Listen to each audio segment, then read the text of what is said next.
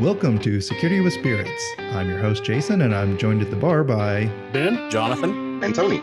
We'll tell you what to drink while we tell you about why we drink.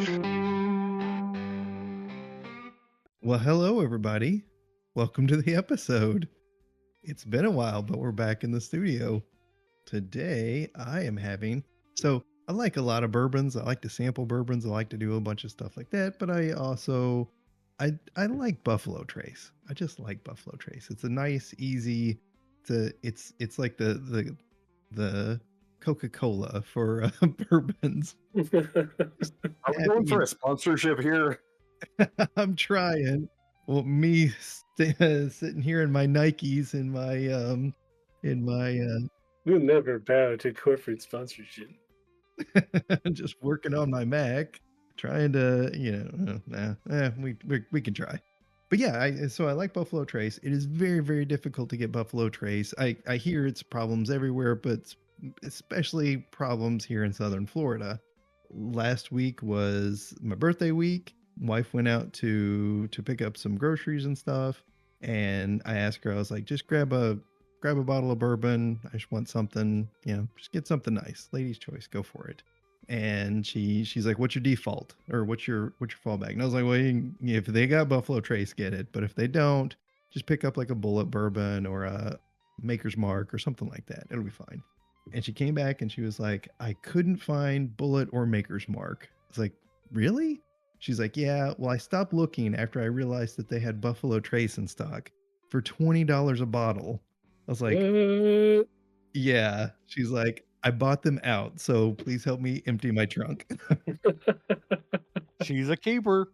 Oh, yeah. So I have got tons of Buffalo Trace, and that is what I'm having tonight, and I am a very happy Jason.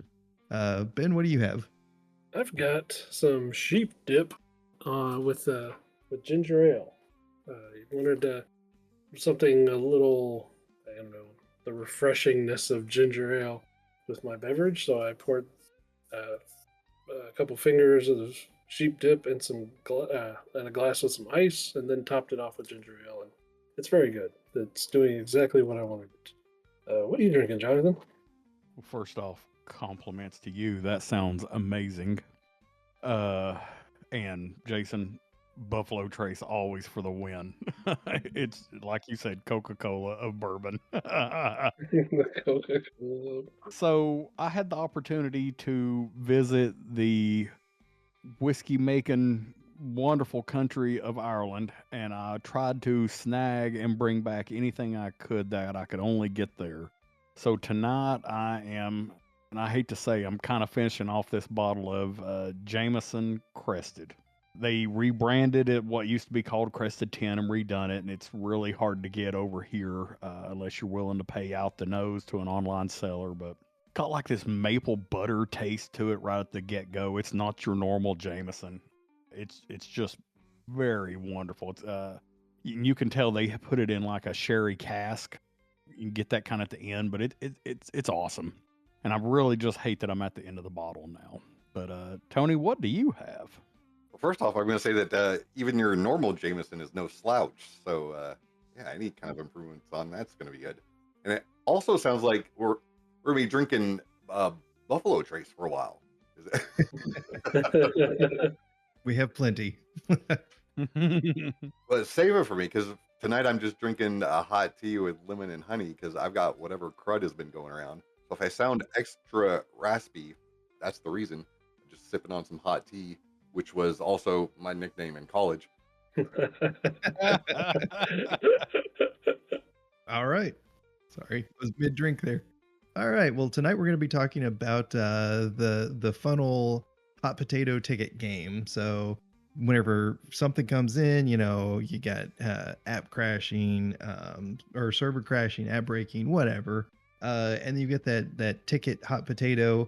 It seems like it lands from what I talked, and I talked to a lot of cybersecurity people. Seems like that ticket generally lands in the infosec team's lap.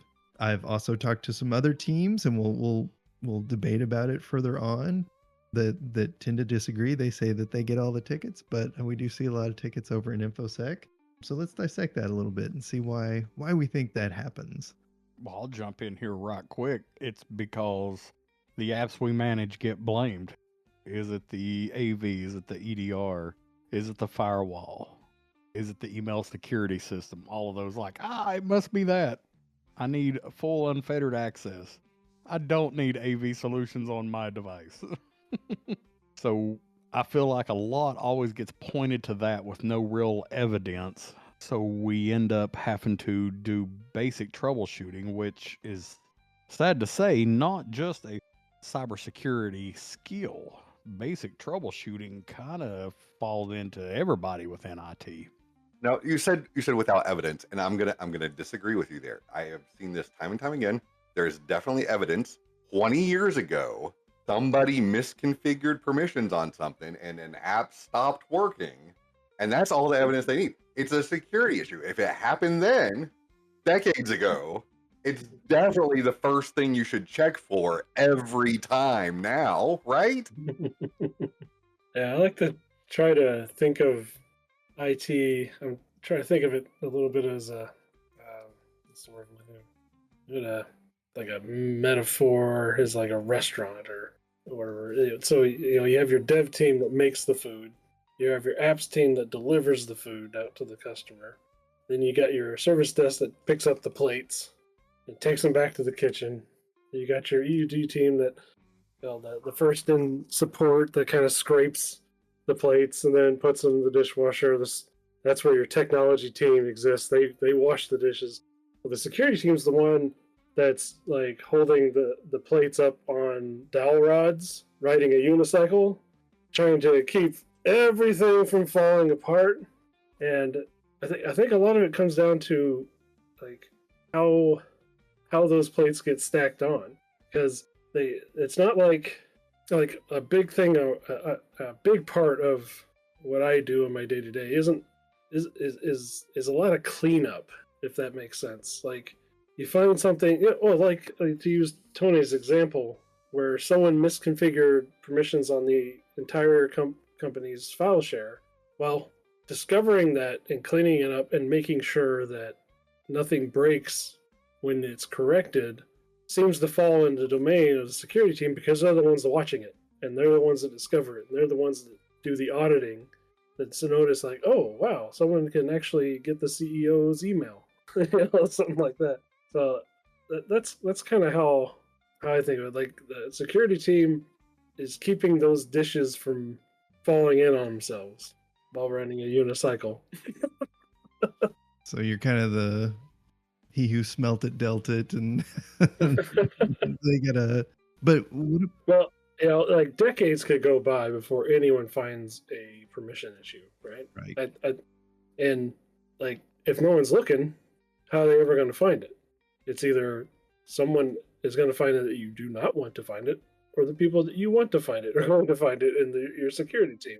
So now, is it a case of like I don't quite grasp this, because I also, like, I hear this a lot from network teams, like that seems to be like the big, as soon as something's broken, it's got to be the firewall or DNS or networking or something. Like, so do you think it's maybe like, oh, this is a complete mystery to me, I'm just going to kick it to the infosec way, they can sort it out and get it where it needs to go? So are we ticket monkeys? I just need to know. yeah, like, because I think a question that I wonder about is how much of the full operations of a network does the networking team should be expected the network team to know?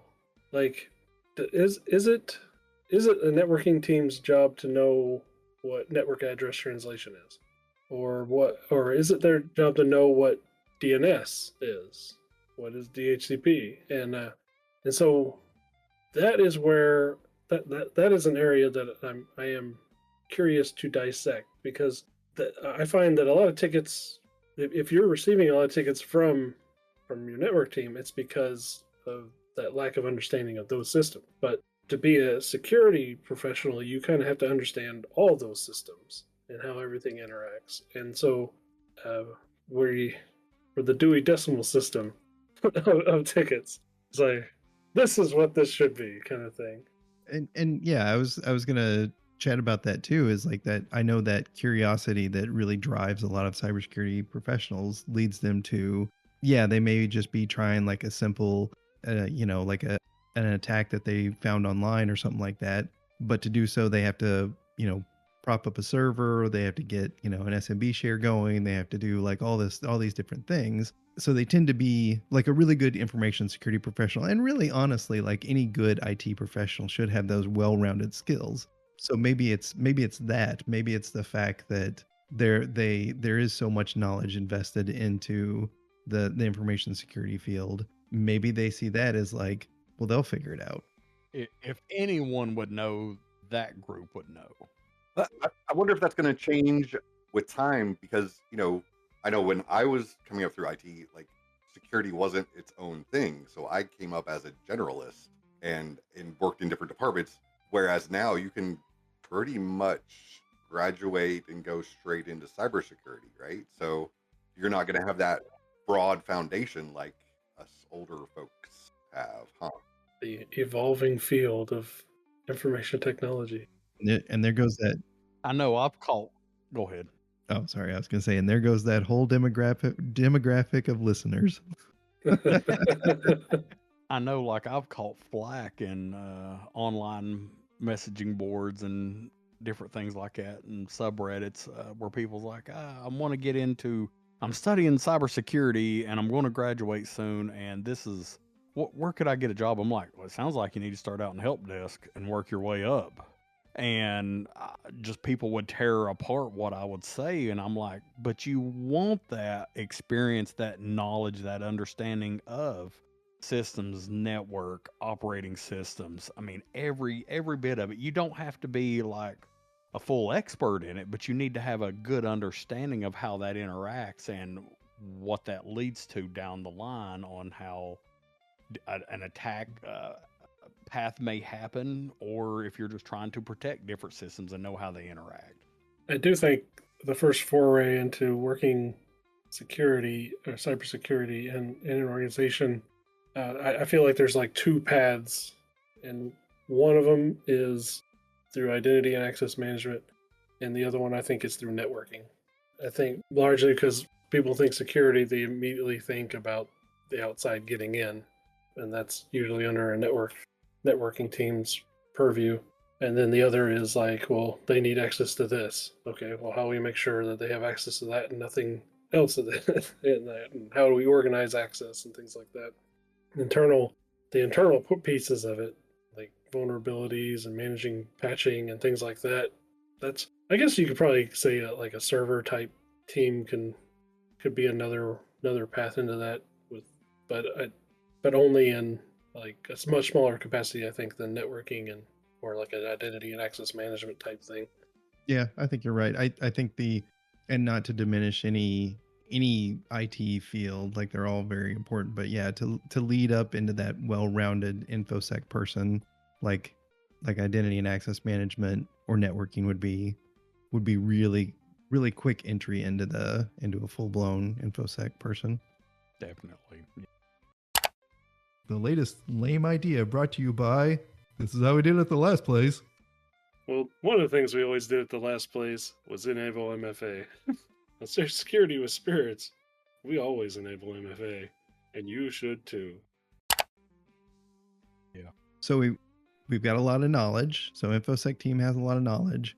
I think maybe another thing that kind of gets tickets our way is whenever the information security field was new, cybersecurity field was new, teams were growing up, it was brutal. It was like the old days was like, as soon as you got breach, ransomware, whatever, the CISO is gone. Like they're gone. The days of like they would really just take all that out on the information security team. They're like, it's your fault, you did this, you forced that user to click that suspicious link, you're gone. So I think information security over time, like originally to defend against that, they were the jerks. Like they would no was the safe answer, because if you didn't let things happen, then things didn't happen and you're not jeopardizing your job. There's a lot more evolution now. I think a lot more, C levels, board levels, stuff like that realize that you can have the best, like most rock solid infosec team out there, and things can still get bypassed. So that I think that allows, like, today, like a good information security team shouldn't be shouldn't be the default answer. It should be, let's work with the user, let's build that trust. Because whenever you build that trust and an end user does something that they shouldn't, they aren't in a place where they're like, well, I'm not going to call the information security team and get yelled at. I'm just going to duck and cover, and the information security teams we're going to get breached, and the infosec team's going to be fired, and we'll have new people to deal with on Monday. So whatever.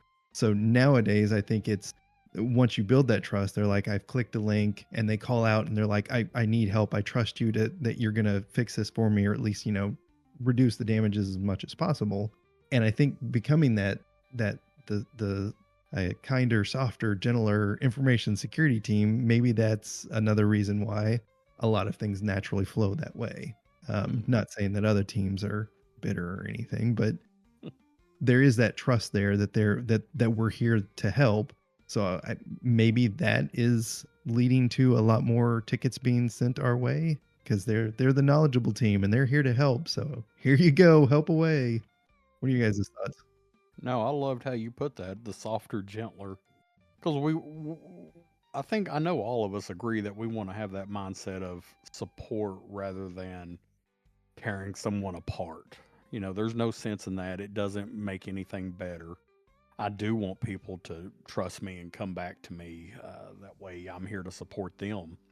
But at the same time, I don't want to do all the basic troubleshooting on their application server, their network, that they should know how to do. So how could we possibly push back? Yeah, the versus, like, them knowing their application versus us being the crutch because of our knowledge and such. I kind of see that. I think in like working closely with some of those teams, like it's going to be tough, because now you've got to be you're there. It's a very subservient job. Like you're going to be there for the end users who click the malicious link, and now you're going to have to be there for whatever internal IT team has brought this up, like this ticket sent over to you, and you gotta build that relationship. And oof, I want to teach people and help them help themselves without being a jerk about it and being like, this isn't my job. Like I hate it's not my job.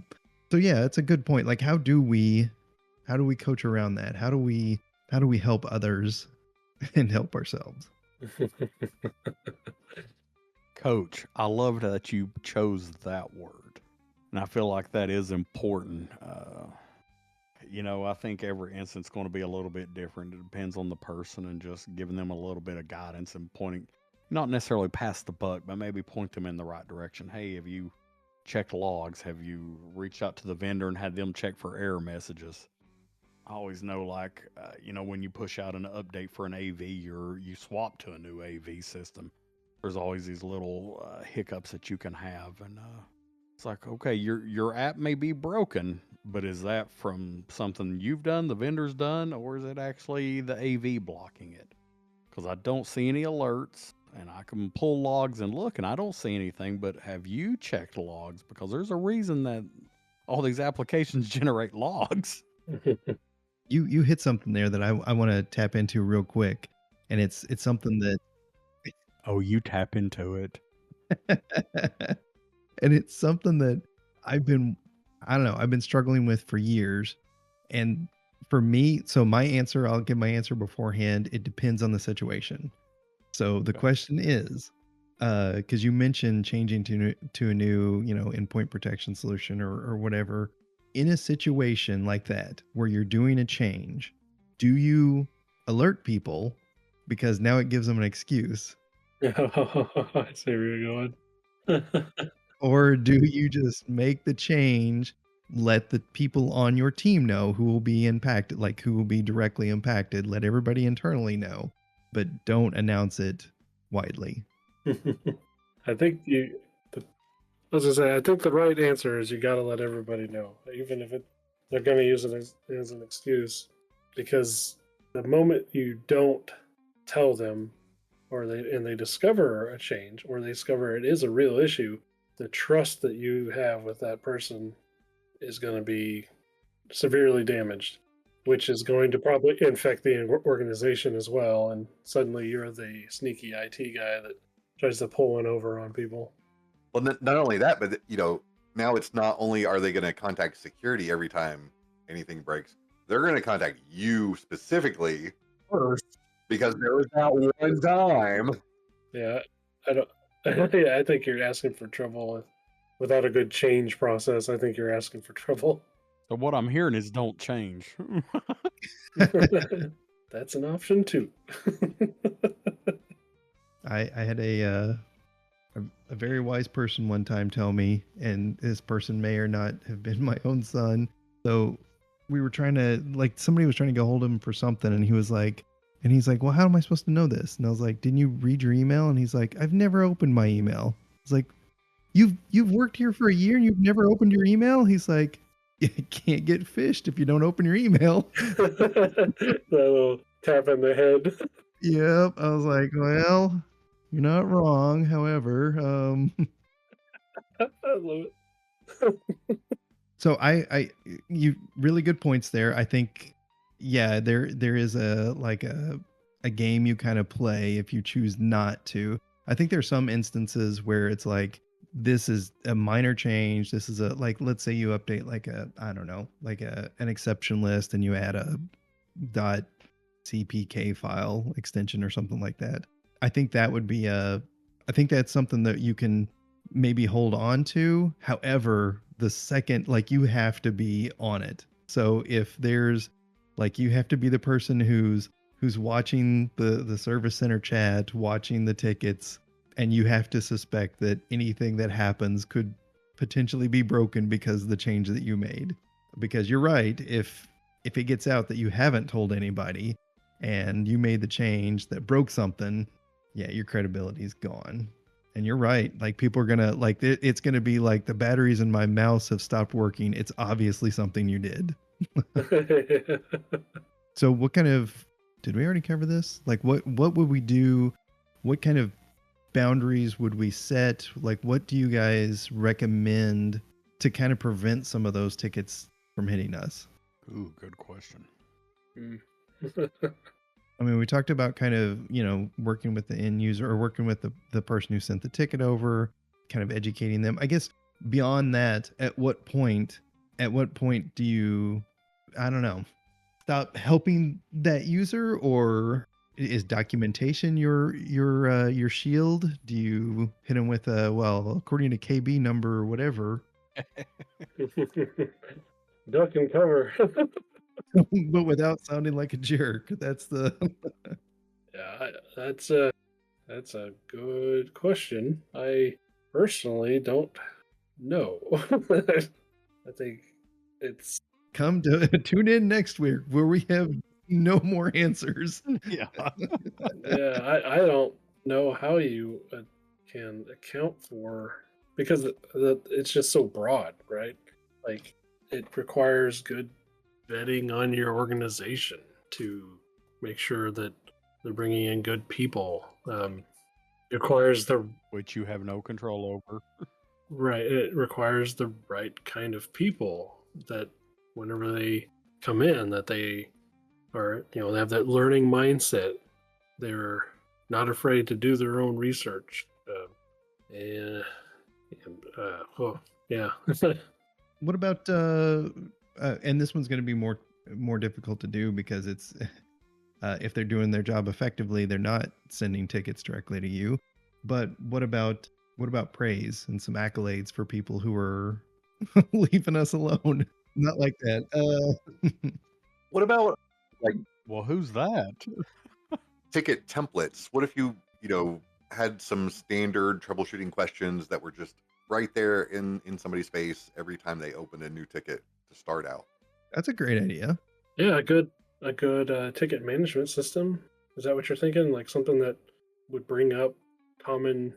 Yeah, sort of either have a template with, you have to fill out this information if it's a, if it's a network issue, and try these troubleshooting steps first and give us the results, and make sure that that's always documented in the ticket for every type of ticket in that category or something like that.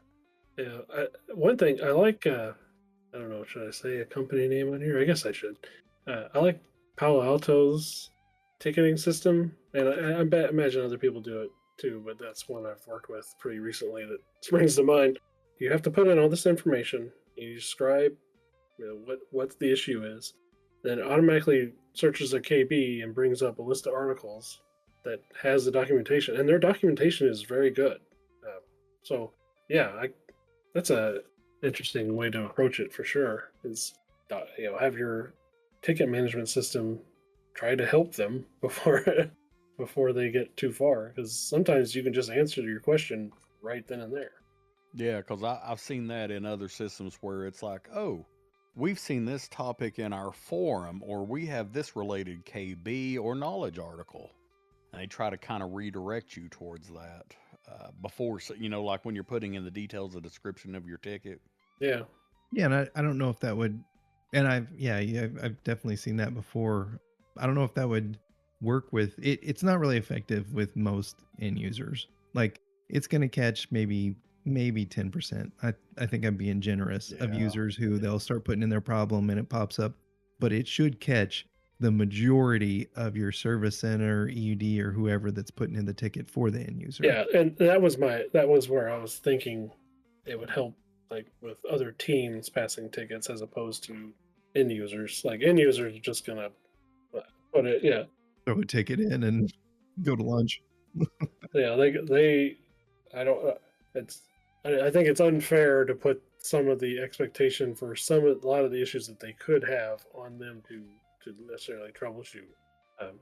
And that excludes like application specific issues for applications they own, so to speak. But like some issues are going to be beyond them. But for your service center, EUD, your other IT teams, I think that would be a very helpful approach. And I know a lot of ticketing systems out there have like a dual knowledge base set up to where it's like these are your external tickets, these are your internal tickets, because there's some things that the end users aren't going to have access to. Like you more than likely don't have your end users, you're not going to have them pull up Event Viewer and search for something. But Service Center, EUD, they should be able to. It's like, can you open this and run task kill this? Could you just recompile your kernel real quick for me before you put in the ticket? Okay, thanks. Bye. Ticket closed. I'll go ahead and have AI fill out my performance review. Perfect. So, do we want to leave? The listeners with any sort of nuggets of wisdom on how do we avoid becoming the unofficial help desk for every other IT department? Yeah, my nugget of wisdom in this regard would be practice your technical writing, or your ability to write an issue and summarize the issue and what's remediation steps in a nice, clean, short fashion, and have a template built and document everything. Documentation is so valuable, and someone who documents will be eternally valued. Oh, I love that, Ben. Yes. That way, when your company finally does spit the money out to a ticket management system, and it has a KV section, you can be like, I was born for this moment. I would say good communication to the impacted user, and maybe even possibly the team that passed it over. Help them get somebody pointed in the right direction. Yeah, I'm with Ben. I think building a bulletproof ticket, like documentation and screenshots and as much information as you can capture, is going to be your best bet. And I'm not going to come up with anything unique or creative whatsoever. I'm going to steal all your guys' answers. And yes, documentation, I think that's great. I think communications, like bridging the gap between you and the end user, but also you and the team to kind of build up their knowledge base as well. So whenever this issue inevitably happens again, they won't be picking up the phone, but instead they'll be like, oh, I know how to fix this. And then also what Tony mentioned about templates for situations. Like there are some things that are repeatable, and whenever you put that ticket in, it should bring up a template for your service center people to be like, well, have you checked this? Have you checked this KB? Have you done this? Have you done that? That's a great idea. So all great answers. We're solving the world's problems again. Love it. One drink at a time. That's right. Wait, you guys are just drinking one at a time? All right. Well, I guess our work here is done. So until next episode, I'm Jason. This has been Jonathan. And Tony. We'll catch y'all later. Bye.